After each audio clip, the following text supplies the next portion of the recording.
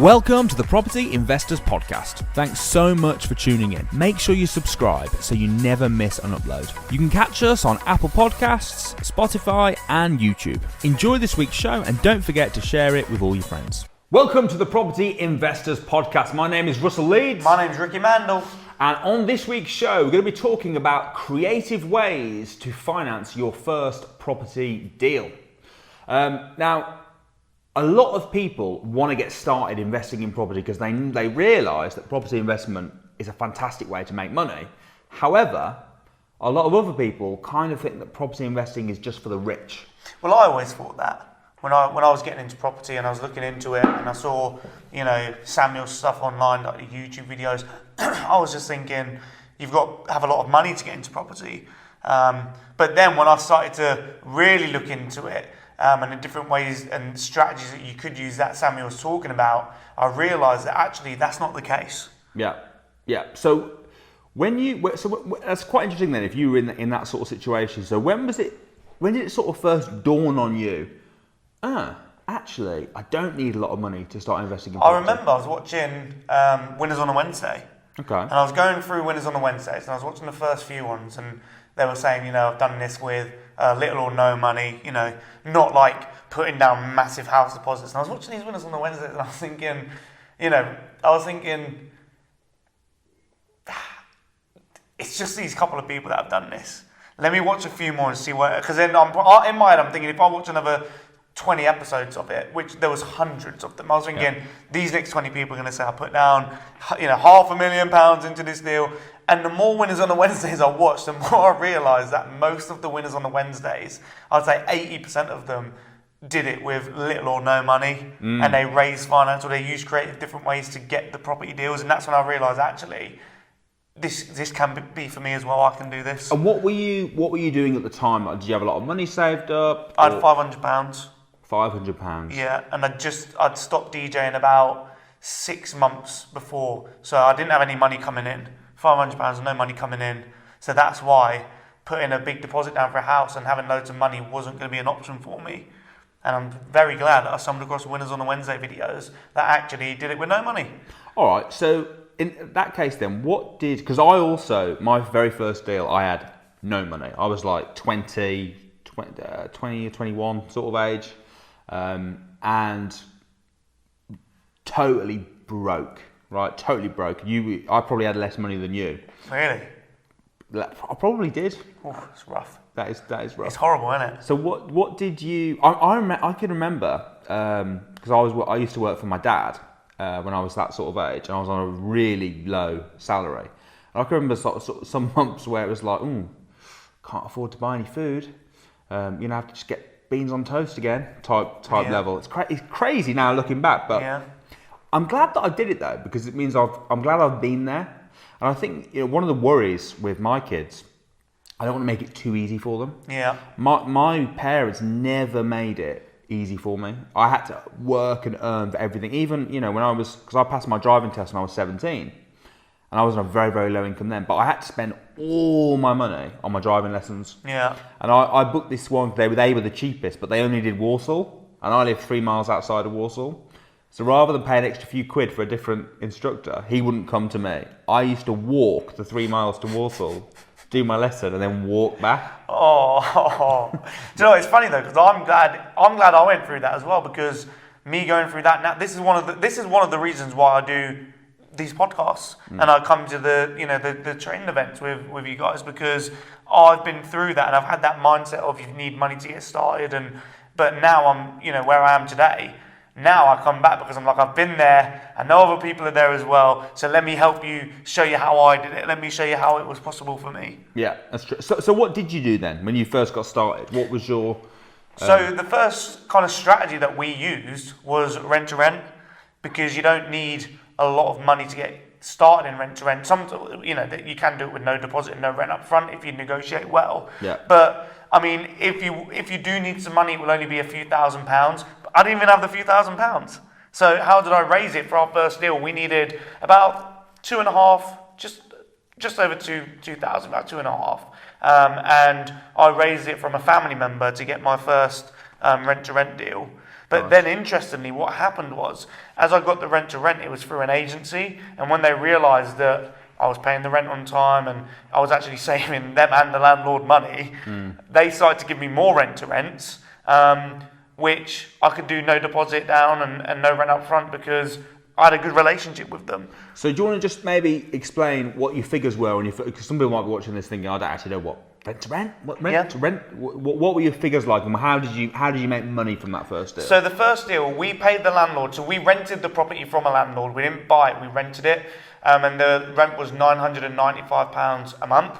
So that would get paid to the landlord, regardless of if we made money or we didn't. That would always have to be paid to the landlord, £995. Yeah. Now, the creative thing is, if you did this, let's say we rented it as a single let, we'd lose money because the £995 we're paying to the landlord is what we would get if we were to rent it out as a single let to a family. So now that's what we call general rent. So now we have to create super rent. And the way that we created super rent was, instead of renting out on a monthly basis, we rented out on a night by night basis, and we charged £120 a night. So, and we had about an 85% occupancy rate. So 85% of the month, we had people in there paying £120 a night. Once we added all of that up, that was our turnover, which I think off my head is about 2,000 something, just it's over £2,000. I don't know, I ain't got a calculator. But I know that once we paid the landlord their £995, overhead expenses, we were left with about £1,000, £1,200 profit. Yeah. That's not bad, is it? From one deal. We were looking at average salaries recently, so and I think we said it was 26,000, puts you in the top 50% of earners. Two of those, and you're about there, aren't you? Yeah, but that's rent to rent. Yeah. Now, if we're going to talk about how do you raise finance and creative ways to get the money or buy property, or if you're actually looking to buy them, I mean, one of the ways that we looked at, which is just brilliant. I'd never even heard of this 6 years ago, until I saw yourself, Samuel, talking about it, and that was lease options. Well, it was interesting because one of Samuel's early deals, and one of the things that opened my eyes to lease options. So I had a friend who they'd bought a house. You might have heard Samuel tell this story, but this is sort of from my perspective, right? So I had a friend who'd bought a house for their son, to live in, and he ended up moving out. You probably know the story. And then they were like, oh, I'm stuck with it. And the house prices at that time had actually dipped. This is sort of back when we were in the recession, 2008 type era, 2009. The house prices had dipped. And he wanted to sell because he didn't want to be a landlord. He only bought it for his son, didn't want to be a landlord, wanted to sell it. And he offered it to me. He said, Russell, do you want to buy it? And I looked at it and I was like, but it's not worth what you're asking for it. It's only worth, I think he was asking 95, it's worth 85. So it's not worth what you're asking for. It's only worth 85. And even if I bought it off you for 85, I could just go and buy that one for 85 or that one. It's still not a very good deal.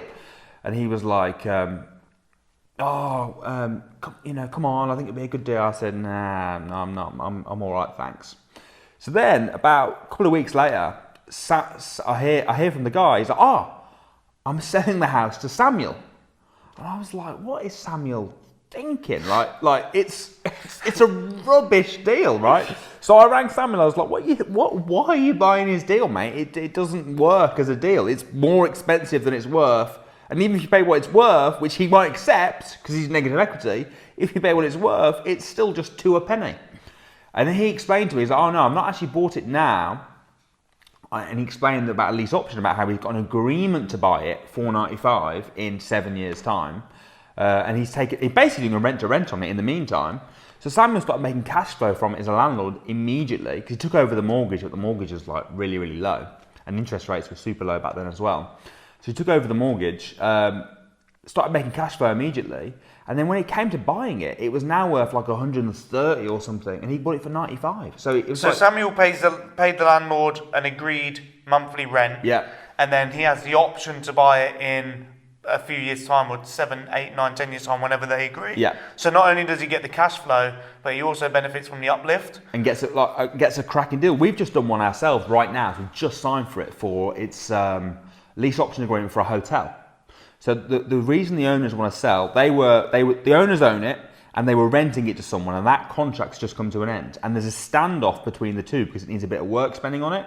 The owners don't want to spend the money on it, and the guy who's renting it off them as a business doesn't want to spend the money on it either. So the contract's just lapsed, just finished right now. The problem the owners have got is they're from China, and they transferred the money over. And I'm not an expert money exchange rates and stuff, but cut a long story short, the exchange rates, if they sold it, even though it's gone up in value, because the exchange rates have changed, if they sold it and got their money back, they would make a loss on it. So they again are in a situation where they have to sell it for more than it's worth just to break even, right? This is the perfect realm, the perfect opportunity for a lease option, because they're stuck in a situation they can't sell, and they don't want to keep it because for whatever reason, in this case, they don't want to spend the money on it. So we've said to them, well, look, we'll buy it off you for what you want in 10 years' time. It's probably, I think we're probably going to pay 100 grand over the odds for it. It's 2.2 million. It's worth about 2.1 at the moment. So we're paying over the odds for it. But I would expect in 10 years' time, we won't be paying over the odds for it. In 10 years' time, I imagine it'll be an absolute bargain. But we'll see. Who knows? So we've agreed to pay it for 2.2. We're renting it off them for 80 grand a year. But it's like a 28-bedroom hotel. Like we'll make good cash flow from it. In fact, I think we'll make so much cash flow from it over the 10 years. That will pay for the That will be the deposit to pay for the purchase. It's crazy. No money down. Well, I say no money down deal. It is money down. We've got to pay for the refurb, right? But other than paying for the refurb, it's technically a no money down deal, and then renting it. Now we're talking. It's still big money because we're talking a really big deal. So how much is the refurb? The refurb will be around about 300. But you could raise that if you wanted to. You could make it a completely no money down deal. Yeah, we could, and we could pay investors back if we wanted to. Yeah, we could. Sounds like a great deal. Mate, it's a phenomenal deal. And this is a big scale deal. So people listening to this might not be able to afford 300 grand to pay for refurb, right? But this is the same as your first deal. Yeah. It's just much bigger. Yeah. And when you start learning how this works, rather than getting like 100 rent-to-rents, what you can do is you can then just do a rent-to-rent like this on a bigger scale. You just build your way up. Yeah. But you start small. Learn the ropes, learn how it works on a small deal. Make yourself. How much do you make off your first 1,200? Yeah, about 1,000, 1,200 pound. No money down deal. This is a money down deal, but we could, like you say, we could raise the 300. But if you're looking to leave work or get out of your job quick and you're looking to replace your income quickly. Small deals are perfect. Rent-to-rents are brilliant. Lease options, brilliant. So what happens if someone finds a property? Let's say you found that hotel. Yeah. Actually, no. Let's make it simple. Let's make it even more simple. Let's say you find a house and it's on the market for 100 grand, and it needs a 20 grand refurb, and then it's going to be worth 180 grand. So you pull out all of your money and more, but they need the money now. They're not open to a lease option agreement. But it's such a great deal. You want to buy it now to pull your money out, but you haven't got the money. Yeah. What could you do to raise the finance? Well, the very first deal I did, I didn't have the money. So I was saying I was broker than you, beans on toast boy, right? And not even Heinz. Not even Heinz. I actually remember. I think it was Netto used to sell baked beans for minus 5p. How does that work? I think you could only buy like 4. So then you go 20p in debt. So that they pay you 20p, but it was a marketing ploy. So you go in and do the rest of your shop there because you get your free beans. Well, they pay you for your beans. I've never ever seen that in my whole life where you go to a shop and they say, "We'll pay you to take this product." Really? Yeah. Wow. I was a kid. There was a promotion they ran when I was a kid. So beans are very cheap. Beans on toast, cheap meal, man. Not a bad meal. Nice breakfast. Bit of cheese on top? I couldn't afford the cheese. What about the beans? Right? I like the beans with the sausages in it. It's very English, that, isn't it? Yeah. Sort of like very, very English, that. Maybe after we film this, we should have some sausage, beans and toast. I thought we were going to the Turkish. Yeah, we'll go there. Go to the Turkish. We'll go there.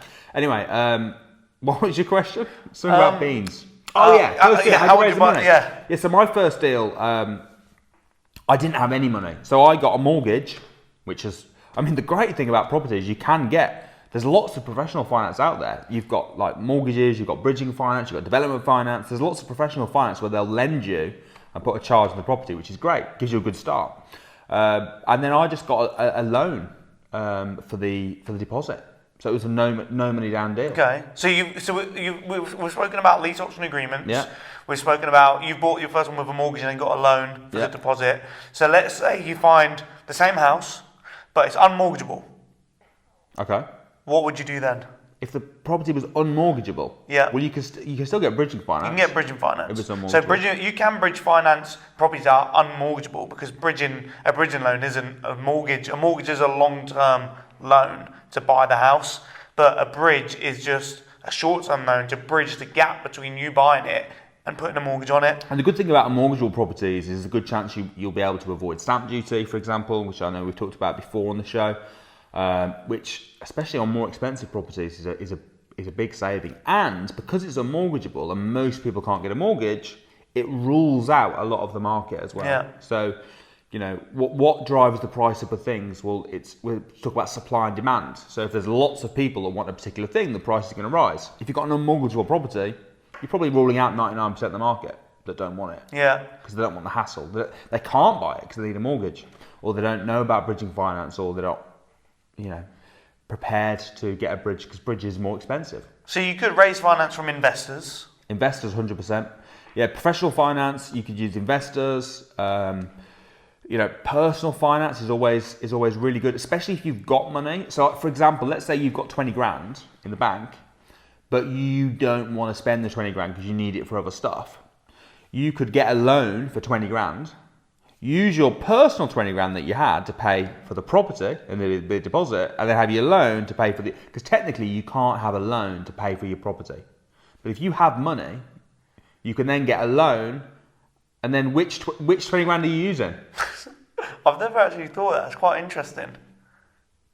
So what focus should people have if someone's watching this and they're like, right, I want to get started in property, I've found a house, which direction should they go? They've got no money. If I had go? no money and I was getting started right now, I would 100% be looking at rent to rents.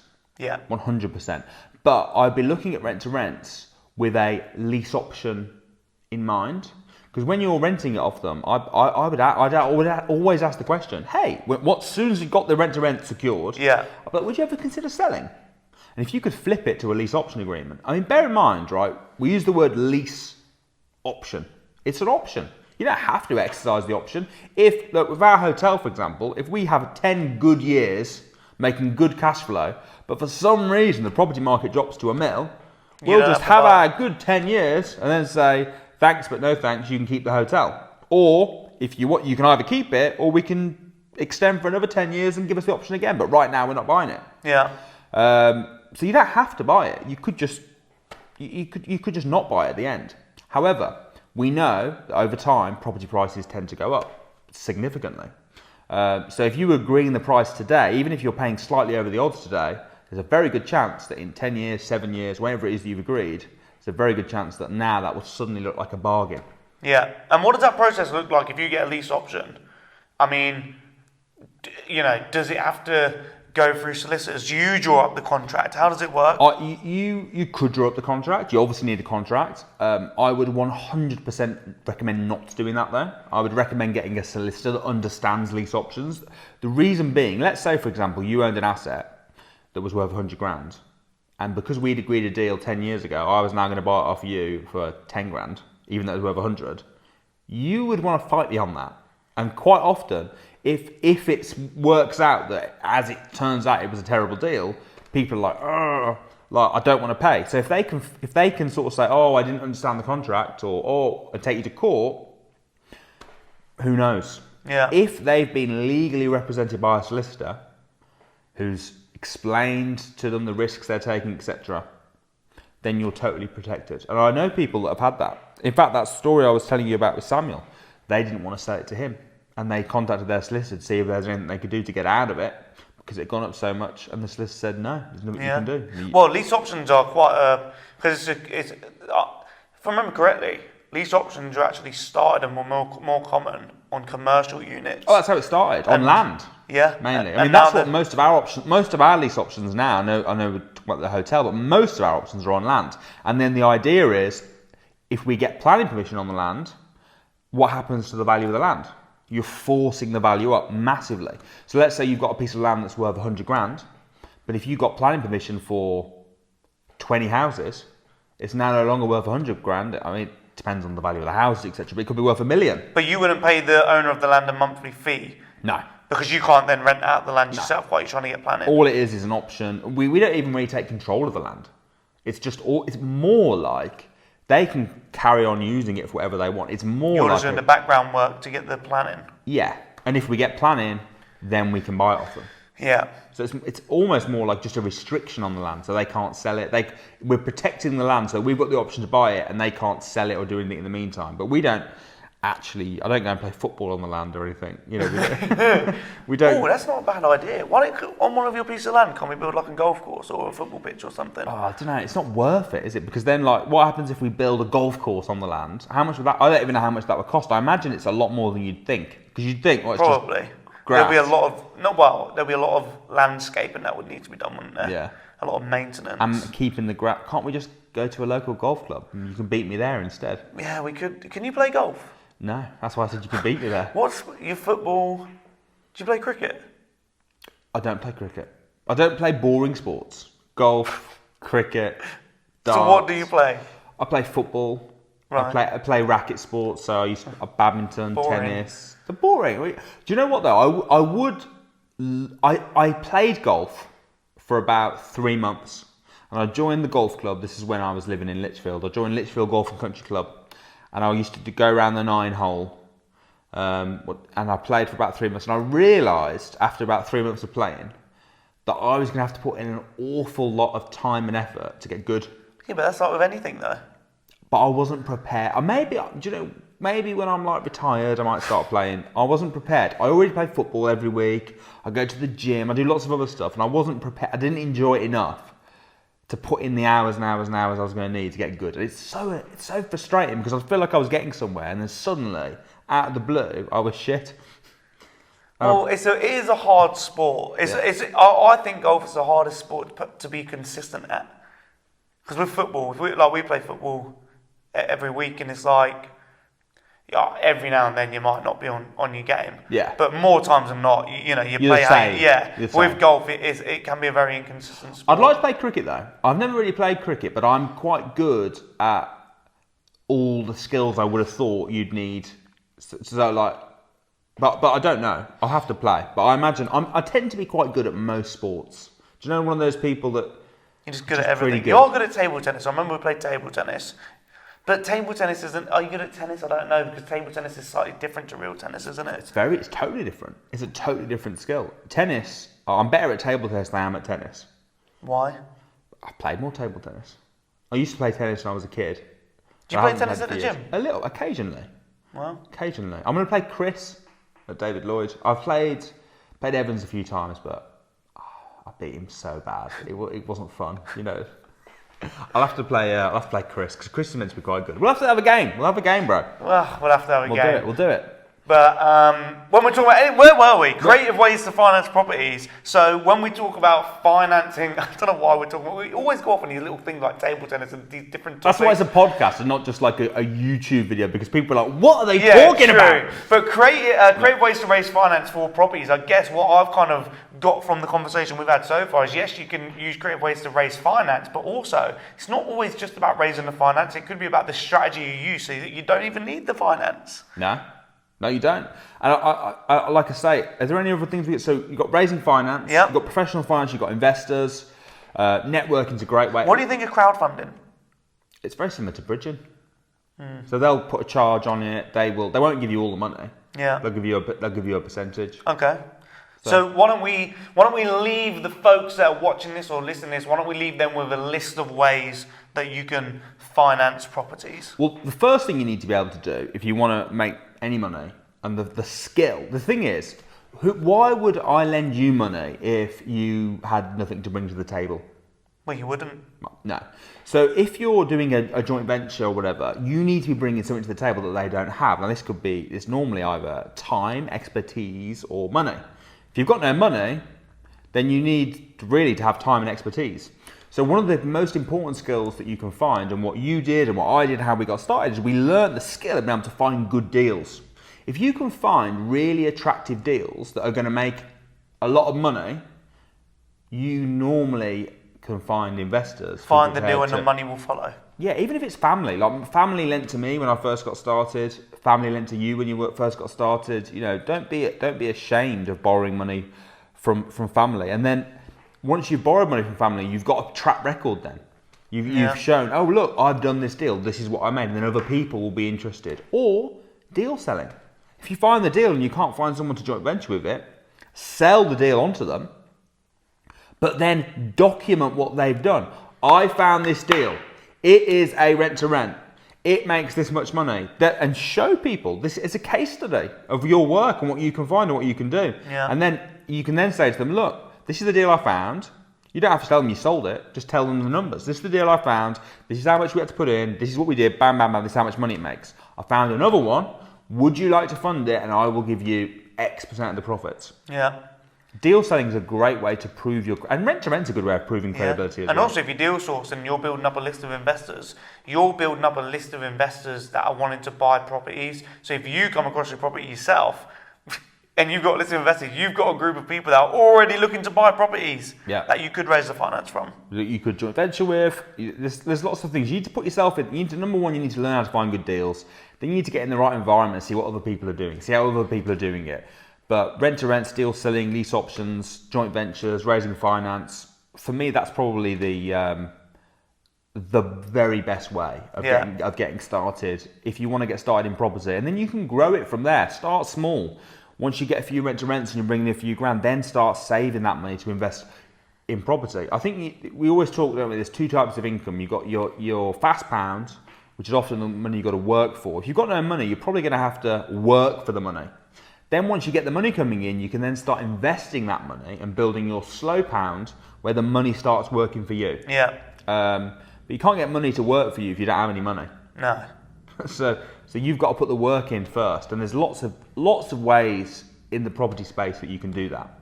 I guess what you need to do is find the deal, and the money will follow.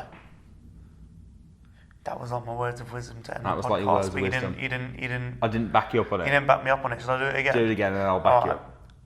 So, what did I say again? Hold on, I forgot. I've even forgotten the phrase. Find the deal. Find the deal. And the money will follow. Was it? And the money will follow.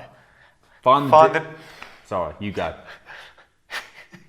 Or do we do it together? Do you say find the deal, and then I say, and the money will follow, and then we wrap it up? So it's like joint wisdom. But who's going to wrap it up? Are you going to wrap it up, or am I going to wrap it up? You wrap it up. I'll wrap it up. Okay. Find the deal. And the money will follow. My name's Ricci Mandal. My name's Russell Leeds. And we'll see you next time.